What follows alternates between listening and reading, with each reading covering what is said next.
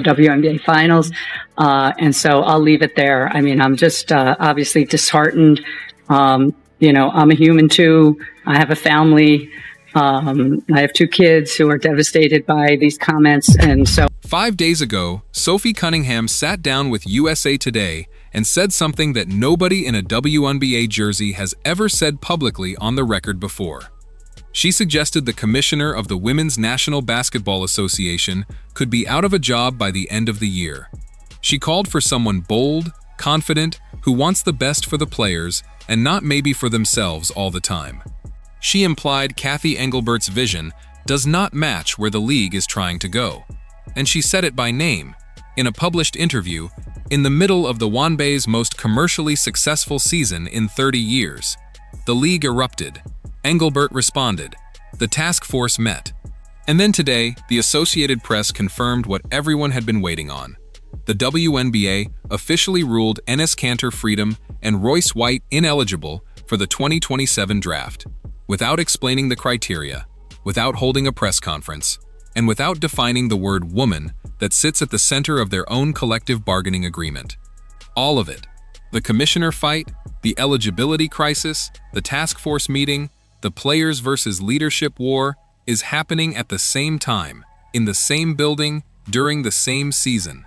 By the end of this video, you are going to understand the full scope of what is happening at the top of the WNBA right now, why Cunningham and Clark are at the center of a leadership battle that goes far beyond a political debate, and what happens to this league if Cathy Engelbert is actually gone by January. And stay with me, because at the 10-minute mark, I am going to show you the specific quote from a WNBA superstar that predates all of this, from September 2025, that makes everything happening right now look like it was building to this moment all along. To understand why Cunningham's August 19th USA Today interview landed like a grenade, you need to go back to who Cathy Engelbert is and what her record at the WNBA actually looks like. Engelbert became WNBA commissioner in 2019. She is now in her 7th and final contracted season.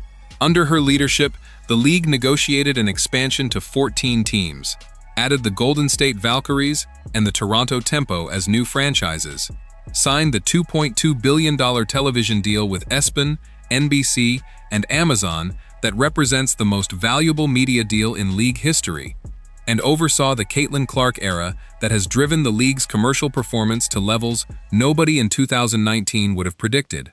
By any objective commercial metric, Engelbert's tenure has been a transformation. The WNBA in 2026 is a different institution than the WNBA in 2019 in almost every measurable way. And yet the players are not celebrating her. They are calling for her replacement. Because the commercial success has arrived at the same time as a set of unresolved player grievances. Salary levels that have not kept pace with the league's explosion in revenue, travel conditions that players have repeatedly called unacceptable, officiating failures that produced a summer of viral controversy, a contentious CBA negotiation earlier this year that came within days of a lockout before an agreement was reached, and now a transgender athlete eligibility question that the league has handled through anonymous sources and task forces instead of published policy. Cunningham is not the first player to say these things publicly. She is just the loudest one to say them right now, in the most politically charged moment of the commissioner's tenure, with Engelbert's contract expiring in 4 months. Here is exactly what Cunningham said and why every word of it matters for what comes next. In the USA Today profile published August 19th, Cunningham told reporters, "You do have to have a person in power who is bold, who is confident, who wants the best for the players, and not maybe for themselves all the time." She added, "So I do feel like, as a whole, that could be a position that's maybe open at the end of the year, but that's not my call." She acknowledged Engelbert has done a lot of good things, while also saying the league needs someone whose vision matches where it is trying to go. She noted specifically that Adam Silver, the NBA commissioner who has oversight of the WNBA, will ultimately make the call on Engelbert's future. Now here is the context that makes this statement more significant than it looks on the surface. Cunningham has been the most publicly controversial player in the WNBA in 2026. Her ESPN profile on transgender athletes in sports ignited a national firestorm that led to rallies outside arenas, Fox News coverage running 206 segments in a single summer, a formal WNBA task force meeting, and the eligibility ruling that dropped today. She is a player under a maximum level of external scrutiny. And in the middle of all of that, she chose to also call out the commissioner of the league publicly, on the record. That is not an accident. That is a player who has decided that the commercial moment the WNBA is in right now is too important to waste on institutional timidity, and who is willing to say so regardless of the professional consequences. Engelbert's response was measured. She appeared at the Dallas Wings fireside conversation on August 20th, alongside Wings CEO Greg Bibb, and said the league is in its best financial position ever, adding, and this quote is important, "We are not going to be in hyper-growth forever. Now we have to sustain and gain." That is the vision statement of someone who sees the peak as behind them. It is not the message of a leader who sees an open horizon. Now let's put the counter-argument fully on the table because Engelbert deserves a fair defense, and the strongest case for her continuation is actually pretty compelling. The WNBA under Engelbert went from a league with persistent attendance and revenue problems to a league with a $2.2 billion media deal, 4 expansion teams, record attendance, and the most culturally significant women's sports moment in American history. She navigated a global pandemic that shut down sport worldwide. She secured the new CBA before a lockout that would have been catastrophic for the league's momentum. She brought in sponsors that had never touched women's basketball before. The league's financials in 2026 are categorically better than they have ever been. And the criticism she faces from players, the salary concerns, the travel complaints, the officiating issues, are real grievances that exist at every professional sports league in the world, not unique failures of her leadership. The players want more. Players at every league always want more. The question of whether Engelbert is specifically failing to deliver what is possible or whether she is delivering what the structure allows is genuinely contested. But here is the thing that cuts against that defense, and that Cunningham's comment captures perfectly. When the players who are generating the commercial value feel disconnected from the leader who is monetizing it, the institutional tension becomes a distraction that costs the league something real. Napheesa Collier said at her September 2025 exit interview that the WNBA has the worst leadership in the world.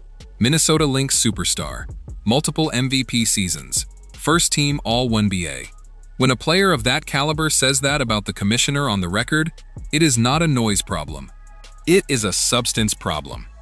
Here is the big picture that ties every thread of this story together. And this is the number I teased at the start. Remember that quote I promised from September 2025? Here it comes.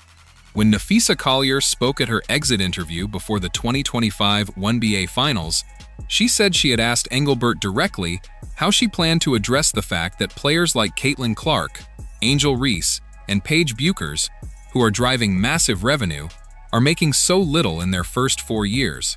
Collier said Engelbert's response was, "Caitlin should be grateful she makes $16 million off the court, because without the platform the WNBA gives her, she would not make anything."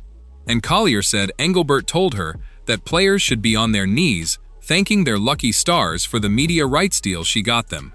Those quotes were devastating when they came out in September 2025. Engelbert denied the characterization when pressed at the 2025 Finals press conference. But the damage to her relationship with the player base was done. Cunningham heard those quotes.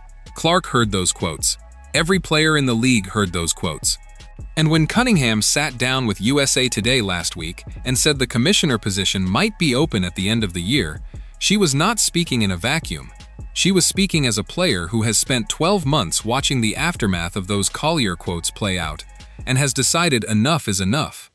The WNBA's commercial value is being driven by the players on the floor. The leader who says those players should be on their knees grateful has a credibility problem that no financial performance number can fully repair. That is the institutional crisis, underneath the political firestorm, underneath the eligibility debate, underneath the task force meeting. It is all the same story, and it has been building since at least September of last year. Here is what everyone is missing in all of this, and I need you to hear both of these points because they connect the whole picture. The first thing nobody is properly addressing: Kathy Engelbert's contract expires after the 2026 WNBA season. Her 7th season. The decision on her future rests with Adam Silver and the NBA Board of Governors, not with the players, not with the fans, and not with Sophie Cunningham. Silver has not made any public statement about Engelbert's contract. He has not given any indication in either direction. What that silence means in the context of everything that has happened this summer is genuinely unclear. Silver is one of the most sophisticated commissioners in professional sports. He knows the player relationship is strained. He knows the eligibility question was mishandled. He knows the Collier quotes exist. He also knows that the league's financial performance under Engelbert is the best it has ever been. The decision he makes about her contract will send a message to every player in the WNBA about what the league values: performance metrics or player relationships. The second thing nobody is connecting, Cunningham calling for a new commissioner and Caitlin Clark defending Stephanie White from fans who booed her, are actually expressions of the same thing. Both are players who believe the people leading them, whether that is a head coach or a league commissioner, deserve fair accountability rather than mob reactions. Clark said it made her sick when fans booed White. Cunningham said it diplomatically but clearly. She thinks new leadership might serve the league better at this stage. Neither player is being irrational or disloyal. Both are being honest about what they believe the institutions around them need. And both of them are doing it in a season where every word they say gets amplified by a media environment that is watching this franchise and this league more closely than at any point in 30 years. Think about this. If Kathy Engelbert is not renewed after the 2026 season, who do you want to see step into that commissioner role? Drop it in the comments because I think this audience has genuine opinions on this and I want to see every take. My verdict on the WNBA commissioner situation is clear, and I am going to commit to it directly. Kathy Engelbert should not be renewed after the 2026 season, and the reason has nothing to do with the political controversies of this summer. Here is reason 1, the Collier quote. If Engelbert genuinely said that Clark should be grateful for her off-court income because of the WNBA's platform and that players should be on their knees thanking the commissioner for the media deal, she fundamentally misunderstands the commercial dynamic that has driven the league's growth. Caitlin Clark did not become valuable because of the WNBA platform. The WNBA platform became more valuable because of Caitlin Clark. That distinction is not a minor semantic quibble. It determines how every salary negotiation, every revenue-sharing conversation, and every player relationship gets approached at the leadership level. Reason 2. The eligibility ruling today. A league with a $2.2 billion television deal and 14 franchises should not be making formal eligibility rulings through anonymous AP sources without published criteria. That is institutional malpractice that creates legal exposure and undermines the league's credibility with exactly the audiences it needs to retain. Reason 3. Cunningham is not alone. Collier said it in September 2025. Multiple players at the 2026 All-Star Weekend in Chicago raised similar concerns. When players generating the revenue are publicly questioning the leadership, the institution has a choice: change the leadership or lose the players' trust. The strongest counter-argument is that whoever comes next inherits a much harder job, because the foundation Engelbert built is genuinely impressive, and the expectations are now at a level that would challenge any commissioner. That is fair. But impressive foundations do not require the same person to build the next floor. The WNBA, in 2026, needs leadership that can match the ambition of the players who are driving it, and the evidence of this season suggests that is not the current arrangement. 3 predictions for how this plays out. Prediction 1. Kathy Engelbert is not renewed as WNBA commissioner after the 2026 season. Adam Silver announces a leadership transition before the end of the calendar year, framed publicly as the natural conclusion of a successful tenure rather than a firing. Time frame: by end of December 2026. Confidence: medium high. The combination of contract expiration, player relationship strain, eligibility policy failure, and Collier quote fallout makes renewal politically difficult, even if the financial performance argues for it. Prediction 2. Sophie Cunningham's public profile. Already at 3.8 million Instagram followers, Sports Illustrated swimsuit cover, book deal in negotiation. becomes the highest-profile non-Clark commercial presence in the WNBA by the end of 2026, making her simultaneously the most controversial and most commercially active player in the league, outside of Clark herself. Time frame: end of 2026. Confidence: high. Every controversy she has entered this season has added to her platform rather than diminishing it. Prediction 3. The bold one. The next WNBA commissioner is a former player, someone who has lived the institutional frustrations from the inside and can credibly represent both the player perspective and the business imperatives the league needs to address simultaneously. Time frame: 2027 appointment. Confidence: low to medium. Intentionally bold. The candidate pool for this job is enormous, and the factors that determine the selection will include diversity, business experience, and player credibility. A former player who checks all three boxes exists, and the pressure to find one has never been higher. Here is what to watch over the next few weeks as all of this comes to a head. First, watch whether Adam Silver makes any public statement about Engelbert's contract before the end of the 2026 regular season. Any signal from Silver, positive or negative, immediately becomes the most important development in the commissioner's story. Second, watch the WNBA's next formal communication about the eligibility ruling and whether they publish any written policy framework as a follow-up to today's anonymous AP source ruling. That step would represent the institutional maturity the league needs, and its absence would confirm the structural governance problem that players are responding to. Third, watch Cunningham's next media appearances. She has a book deal in negotiation, a massive social media following, and a demonstrated willingness to say things publicly that most players avoid. Whatever she says next about the commissioner, about the eligibility debate, or about the Fever's playoff preparations will be the most watched WNBA player comment of the week. The next video is going deep on the complete Indiana Fever playoff picture, every seeding scenario, the bracket draw implications, and why the team that ends up across from Indiana in the first round could determine whether 2026 is finally the year this franchise wins a playoff series for the first time since 2012. The single most important thing to take away from this entire video is that the WNBA's leadership crisis, the commissioner fight, the eligibility ruling, the player management tension, is happening simultaneously with the league's greatest commercial moment in 30 years. That tension is not a coincidence. It is the natural consequence of an institution growing faster than its governance structure can keep up with. The players driving the growth are demanding accountability from the leaders monetizing it.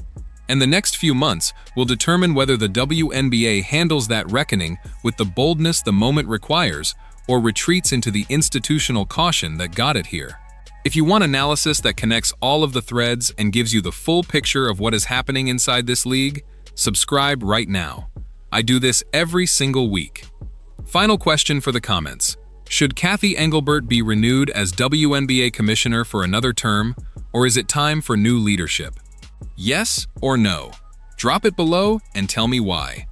Let me add the layer that ties everything happening right now into a single coherent picture, because once you see it, you cannot unsee it. The WNBA in August 2026 is simultaneously experiencing its greatest commercial success and its deepest institutional tension.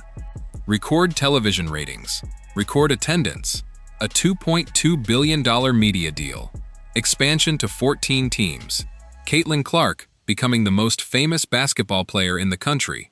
All of that is real, and all of it happened under Engelbert's watch. And at the exact same time, players calling for her replacement. A commissioner who allegedly told her stars they should be on their knees grateful. An eligibility crisis handled through anonymous sources.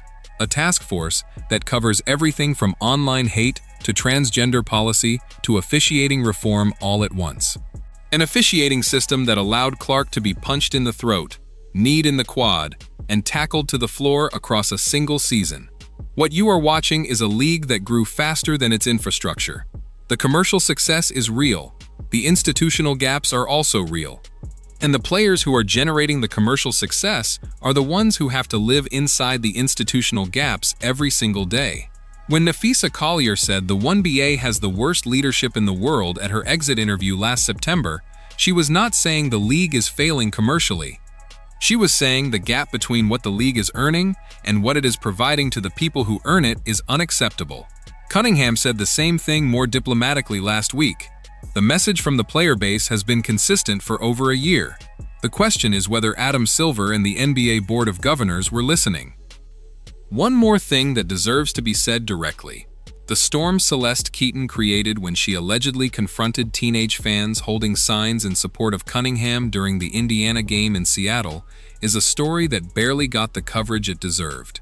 A WNBA team co-owner, someone in a position of institutional power, allegedly used profanity at young female fans who were expressing support for a player's publicly stated views. Regardless of where you stand on the substance of what Cunningham said, a team owner confronting fans, especially teenage girls, at an arena is a serious breach of institutional conduct. The WNBA addressed it quietly. Cunningham addressed it on her podcast, and the mainstream sports media moved on within 48 hours. That episode and Engelbert's response to it tells you something important about the league's institutional culture. Who gets protected, who gets accountability, and how quickly uncomfortable stories get buried when they do not fit the preferred narrative. A commissioner who is serious about building the league's credibility at this stage of its growth would have addressed the Keaton incident loudly and publicly. The quiet handling of it is one more data point in the case that Cunningham, Collier, and others have been building against the current leadership. The playoffs start in September. Engelbert's contract ends in December. Whatever happens between now and then will determine the institutional legacy of the WNBA's 30th season far more than any individual game result. This is the biggest off-court story in the league's history, and it is happening right now.